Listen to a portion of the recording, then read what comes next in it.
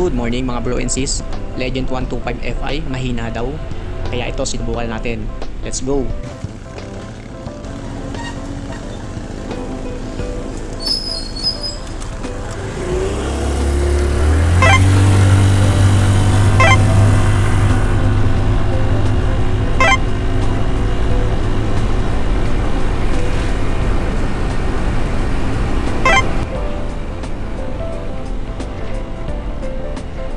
Mga bro, mga sis, kayo na ang umusga. Mahina ba talaga? Mabagal? O makupad si Legend 125 Fi?